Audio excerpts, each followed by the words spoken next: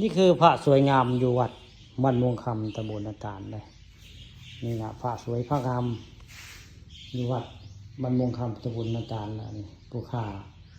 ปาราคำพระสงฆ์เอาพระมาบ่นเนาะวัดพระสวยพระงามอยู่วัดบ้านม่วงคำตำบลนาตาลบรรยากาศเสียงนกห้องเจียวเจ้าแท้ผู้บริเวณวัดวาลามบ้านม่วงคำตำบลนาตาล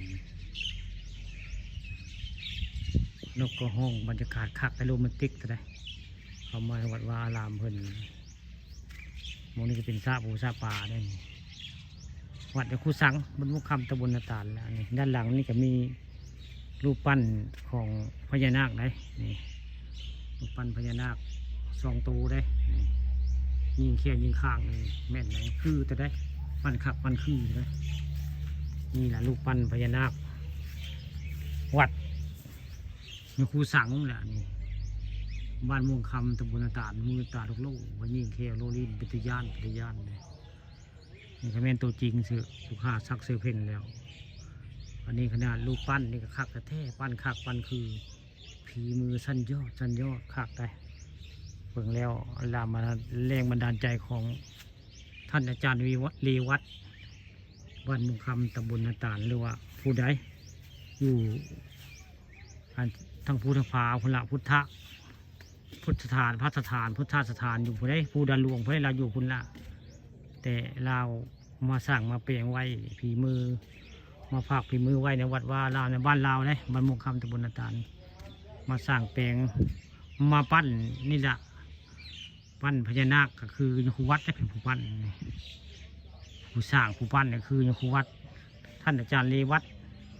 บ้านม่วงคำตำบลนาตาลเป็นผู้สร้างผู้แปลงเรื่องงูใหญ่ไว้ง่ายคักเบื้องเลี้ยวสร้างแปลงคือจะได้ปั้นคือปั้นคักปั้นคือได้อาจารย์เลวัดบ้านม่วงคำตำบลนาตาลพญานาค2 ตัวได้ยาวจึงครึ่งสร้างอยู่ในได้สร้างไว้ในสระนี่ก็เพิ่นเป็นผู้ชักชวนญาติโยมมาซื้อและซื้อดินถวายวัดวาอารามในให้วัดให้วานี่แหละแต่บ้านม่วงนี่แหละก็เป็นเพิ่นได้เพิ่นผู้สักส่วนญาติโยมเพิ่นมาซื้อถวายให้กับวัดวาอารามหรือว่าสร้างบุญกุศลชาตินี้ไว้ง่ายบุญกุศลนี้บ่ได้ชาตินี้ก็มีชาติหน้าเลยชาติหน้าก็จะได้บุญใหญ่เกิดมาก็สิบ่ทุกข์ได้ยากสิสบายคือสร้างแปลงบุญกุศลไว้ตอนยังเป็นคนนี่แหละคนเฮานี่เกิดมาก็มาสร้างบุญกุศลไว้เป็นสัตว์ประเสริฐแต่คนเฮานี่เป็นสัตว์ประเสริฐเกิดมาก็ต้องรู้จักทำบุญตักบาตรได้สร้างกุศลให้กับตัวเองเนาะนี่คือต้นแบบท่านอาจารย์เลวัดเป็นต้นแบบสร้างแปลงวัดวาอารามหรือว่าปั้นรูปปั้นพญานาคเป็นสัญลักษณ์ของเราเนาะตอนเรามีชีวิตอยู่แต่ละคนเนาะสร้างนั้นสร้างนี่ไว้ให้มีประวัตินี่แหละประวัติเราสร้างรูปปั้นพญานาคคักคือเท่าไหร่